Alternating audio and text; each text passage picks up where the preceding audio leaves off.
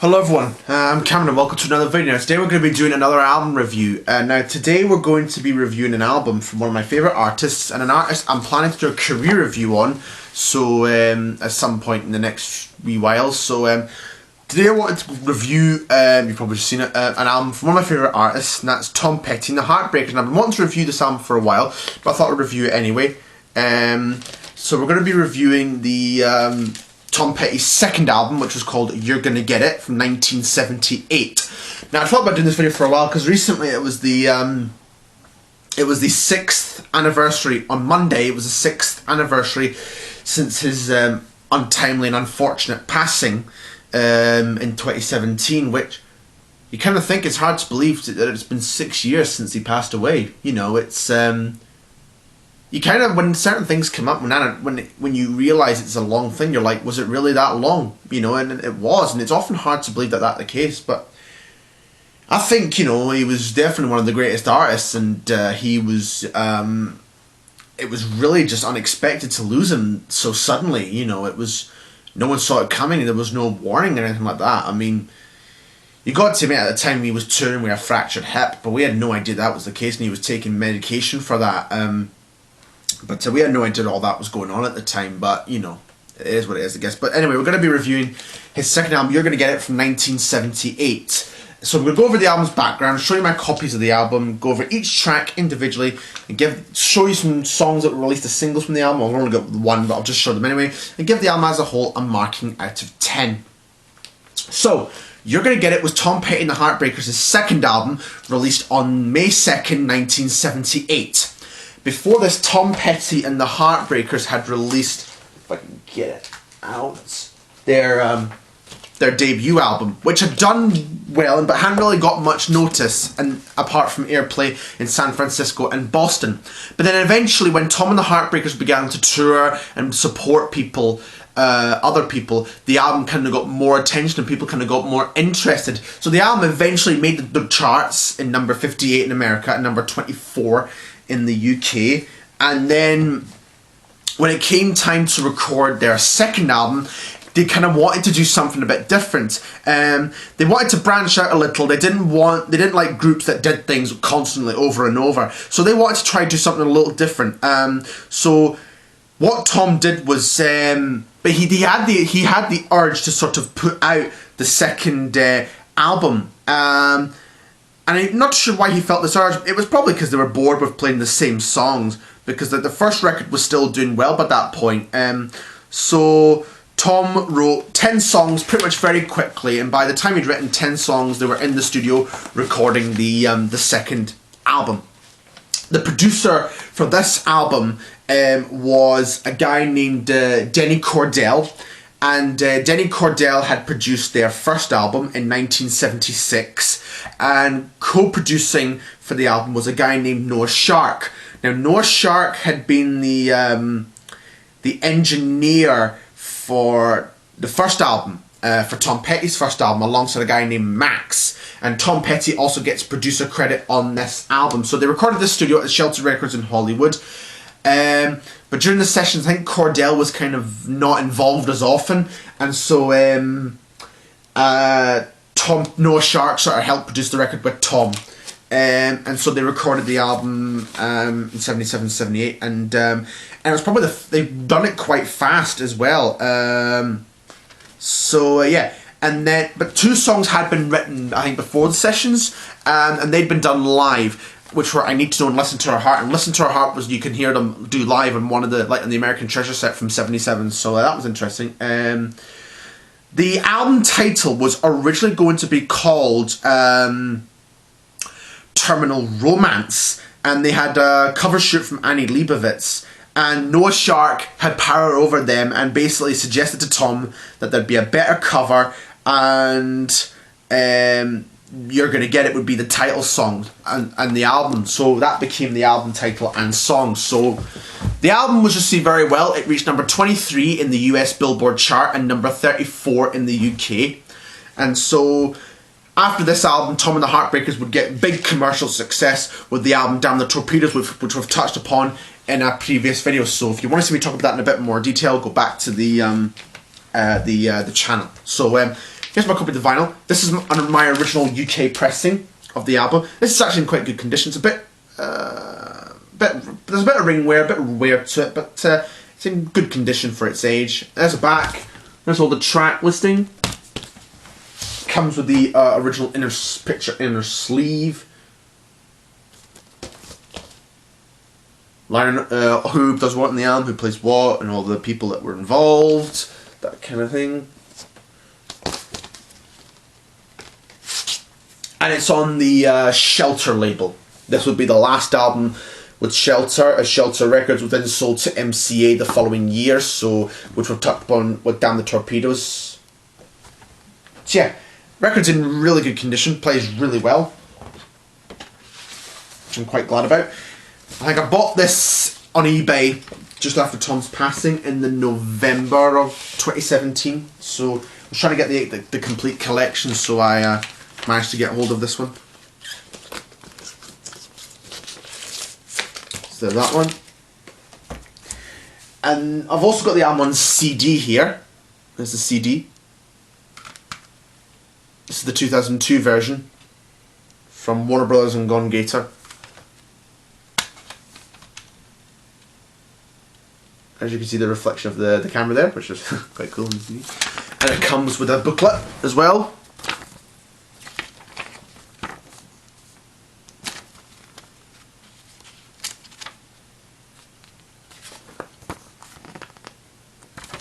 Nice pictures that I've never before seen. All the lyrics, which didn't come with the original album.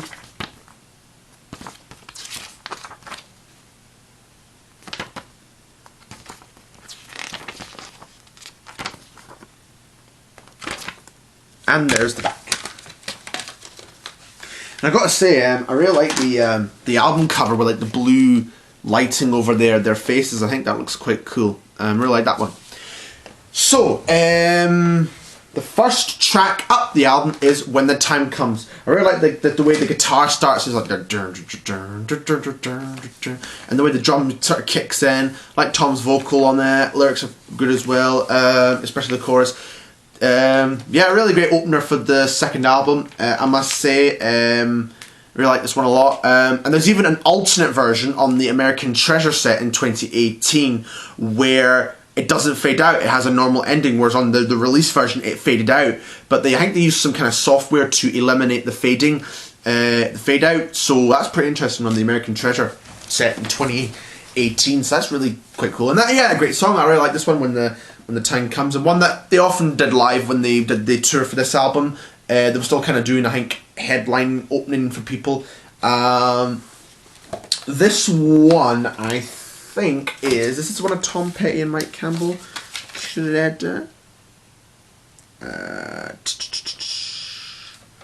No, that's just a Tom Petty credit, because some songs in this album are credited with Tom Petty and Mike Campbell having written them, but we'll touch upon them when I get to them later on. But yeah, as I say, a great opener for the album. Great one, When the Time Comes. Next one is the title track, You're Gonna Get It. And I really like this one. I really like the way it starts with Tom singing and the piano music kick in. I really like the vocals, I really like the lyrics to this song. It's a great one. I don't want you no more. Like those kind of words. Yeah, it's a really great song. And there's a version where I think they used some cello for this one, I think. And there's a version on the American Treasure set where, as the song ends, you can hear like the strings over the top. I think they used Belmont's keyboards for that, which is a great effect, and it really is a great song. One of my favourites from this album, You're Gonna Get It, from 1978. Then we have Hurt. Hurt is a Tom Petty and Mike Campbell track. This was a song that Mike and Tom wrote together. Mike wrote the middle bit, and he wrote the guitar bit, and Tom wrote the verses and chorus, and Tom was writing this song on an aeroplane. He had it in his head, and they were on a plane coming back to somewhere, and he wrote the line, "Thank God I'm for California, thank God I'm going home." And they They put it together and they cut it, and Denny made this kind of percussion loop on the acoustic guitars where they could just comp on the guitar without playing the chords, and then a bongo as well would have made loops. So they did a bit of experimenting with this track, the way they put loops into it, which is quite cool. But yeah, I really like the way the song kind of starts off very quiet, and then it just builds with the drums, and then it does a down, down, down, and then the guitars kick in, and then Tom's singing kicks in, and I really like this one quite a lot. It's one that I play quite often, this song. Yeah, really, really great one. Then we have Magnolia, I believe that's how you pronounce it, Magnolia. This is just a generic Tom Petty track. Magnolia was one that he had tried to write for Roger McGuinn, and but he declined it, so he did it. He was in his manager's apartment, and his manager Tony Dimitriadis said to Tom, "You need to write a song for Roger McGuinn," and he wrote this song and wrote it with Roger in mind. But he declined the song, and Tom ended up recording it himself. And it's a good song. I like Magnolia. I really quite like the beat to it. I really like this one. It's a good one. It's a really, really good song. One of my favourites. It's a good song. It's a good song. I like it. It's not a favourite of mine, but I do like it a lot. It's not one that I listen to really, apart from when I'm listening to the album, but maybe I need to listen to it a bit more, that track. Then we have Too Much Ain't Enough. This one, Too Much Ain't Enough, is a great one. I really like the way it starts with the percussion and the guitar goes down, down.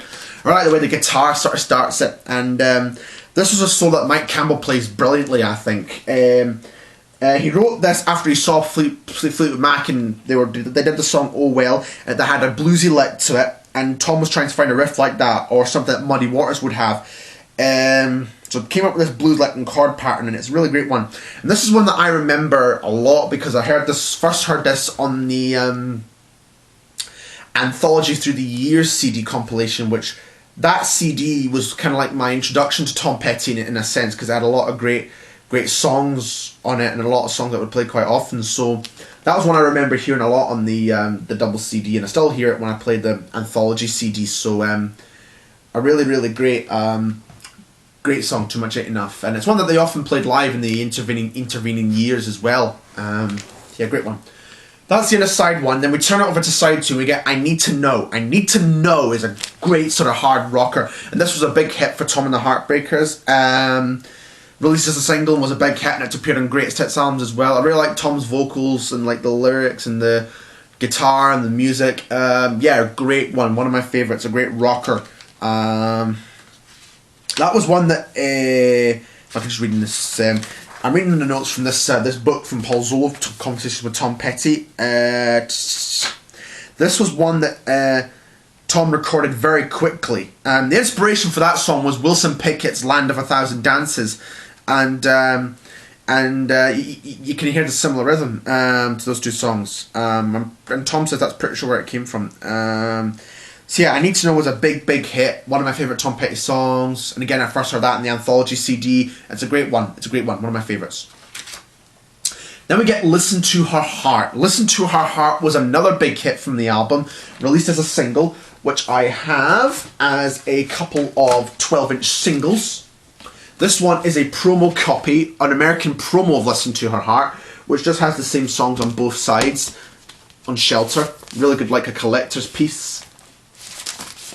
And this is the generic UK version with the full title, She's Gonna Listen to Her Heart, It's Gonna Tell Her What to Do.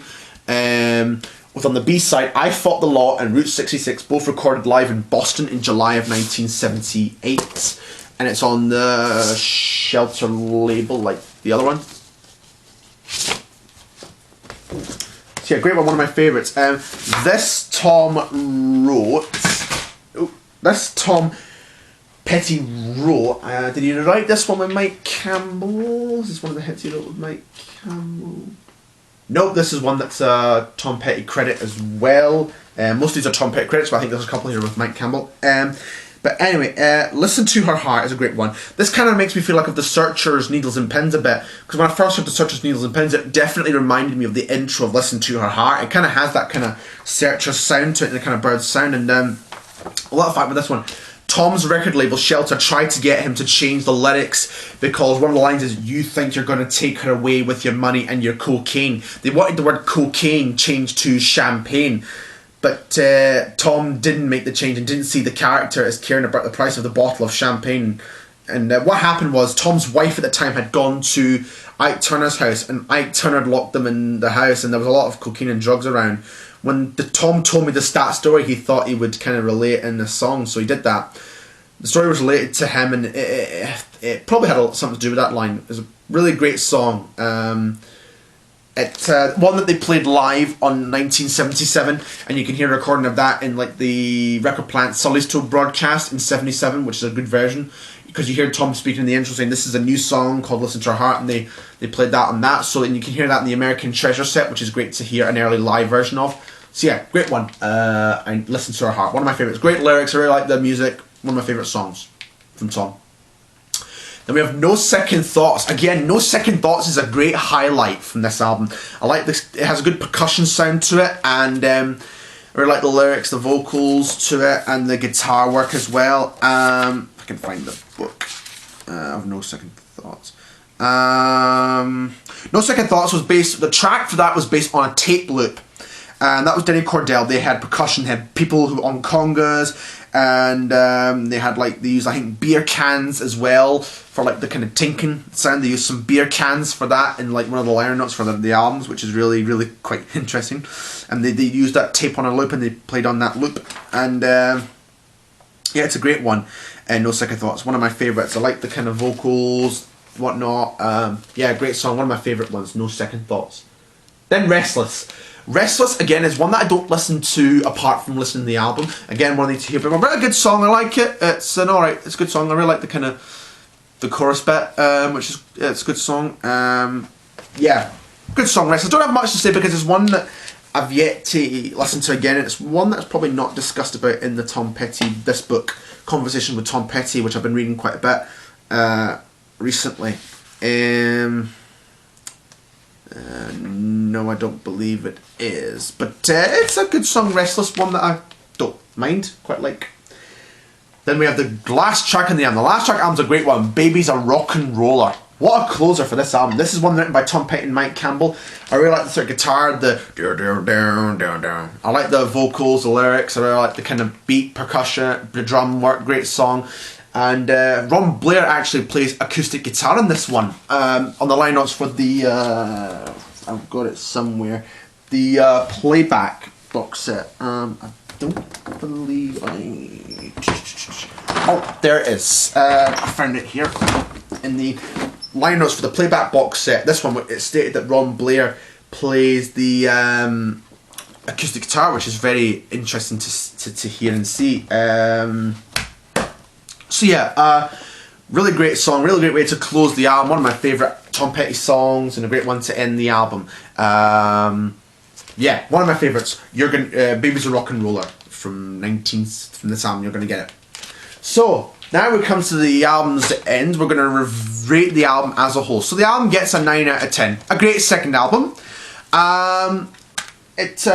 Sometimes when you record things quite quickly, they kind of come out okay, and if you're under pressure to do a second album, sometimes it can go quite well. This second album is really great. It's definitely up there with the Beatles, Elvis's second album, Simon & Garfunkel's Sounds of Silence, Mika, The Boy Who Knew Too Much. So yeah, there's a lot of great second albums out there, and this is definitely one of them. You know, it's always a difficult one to make, but it's a good album, great album. I really like it. And then after this album, Tom Petty and the Heartbreakers would go on to achieve commercial success with albums like Damn the Torpedoes and Hard Promises, and then solo albums like Full Moon Fever, and albums like Into the Great Wide Open and Wildflowers. So there was it kind of feels as if there was still a lot more to come from Tom Petty and the Heartbreakers, which is a great thing. So yeah, and it kind of feels as if by this point people were kind of paying attention a bit to Tom Petty a bit more, and it's definitely a great album, one that would definitely needs to get a bit more praise, I think. But anyway, here's the album. I hope you enjoyed the video. Hope to make some more videos quite soon. Like, comment, subscribe, and I'll see you for the next video.